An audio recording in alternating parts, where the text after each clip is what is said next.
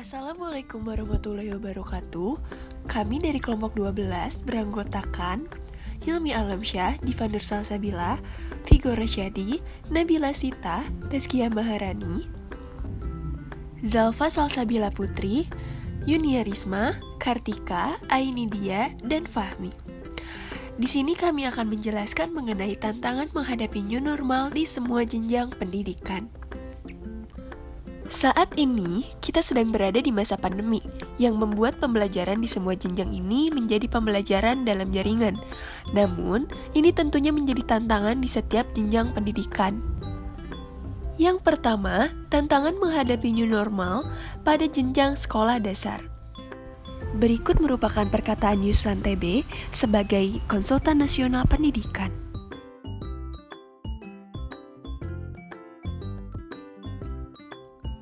Tantangan yang pertama, dalam pembelajaran daring menjadi tantangan bagi guru untuk dapat mengajarkan siswa dengan maksimal. Peran orang tua tentunya sangat dibutuhkan untuk membantu membimbing anak untuk belajar di rumah. Namun, tidak semua orang tua siap menjadi pendidik di rumah dan mendampingi anak dalam belajar. Hal ini dapat menurunkan kualitas pembelajaran anak dibandingkan dengan pelaksanaan di sekolah. Tantangan yang kedua, pada umur anak-anak yang bersekolah di sekolah dasar itu merupakan masa-masa di mana mereka membutuhkan interaksi sosial dengan guru, teman. Namun, saat new normal, hal ini tidak dapat terjadi dan menjadi terbatas. Kedua, tantangan menghadapi pembelajaran new normal di jenjang pendidikan sekolah menengah.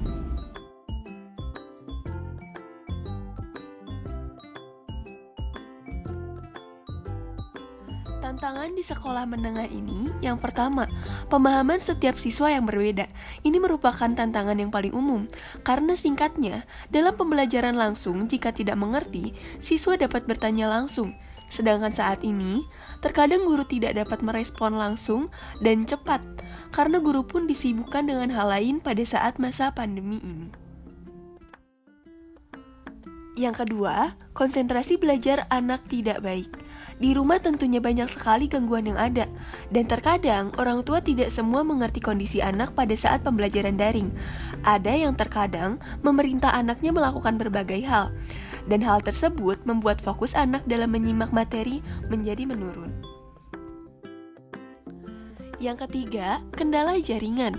Dalam beberapa kasus, murid terpaksa tidak bisa melakukan pembelajaran dalam jaringan karena jaringan yang tidak memadai.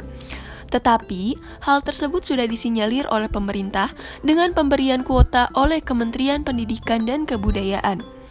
Namun, dalam beberapa kasus yang memprihatinkan, murid terpaksa berhenti sekolah karena tidak memiliki ponsel atau alat elektronik lainnya. Keempat, persiapan ujian masuk perguruan tinggi dapat menjadi terhambat. Hal yang menjadi perhatian berikutnya ialah dalam mempersiapkan ujian masuk perguruan tinggi. Beberapa dilakukan dalam jaringan. Maka dari itu, dibutuhkan ketaatan menata waktu dan konsistensi siswa dalam belajar di masa pandemi dengan mandiri demi kesuksesan dirinya sendiri.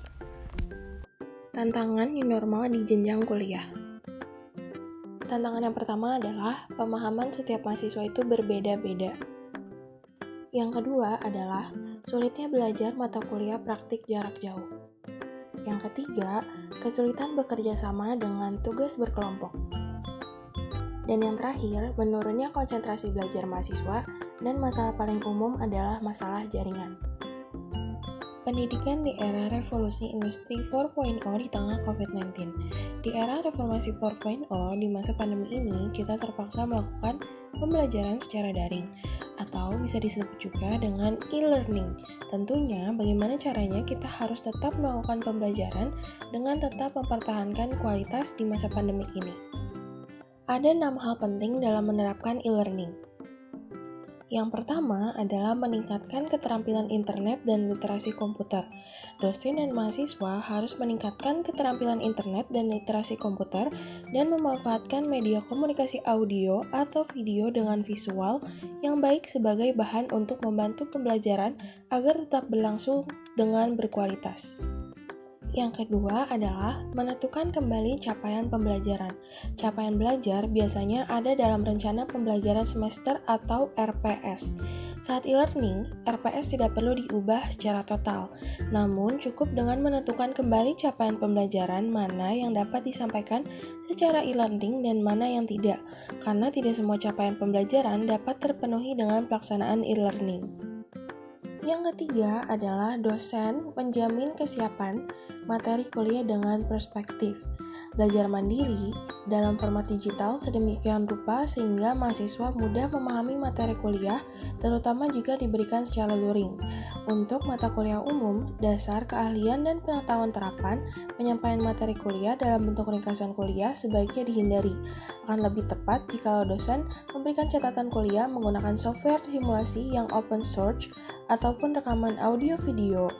Materi kuliah praktik yang menggunakan toolbox, dosen diharapkan menyiapkan rekaman tutorial untuk dipelajari mahasiswa secara mandiri. Yang keempat adalah menentukan durasi setiap unit pembelajaran.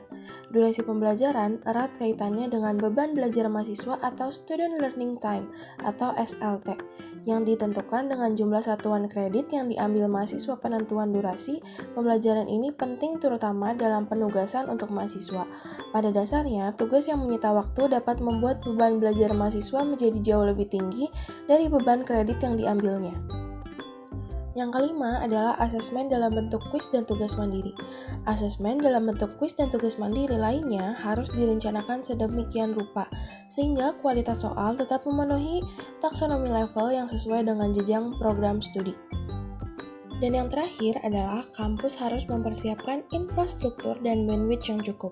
Kampus harus mempersiapkan infrastruktur dan bandwidth yang cukup jika menggunakan jaringan kampus, karena lonjakan pengguna secara tiba-tiba dan pemakaian yang simultan akan menyebabkan server mengalami bottleneck, hang, atau bahkan down.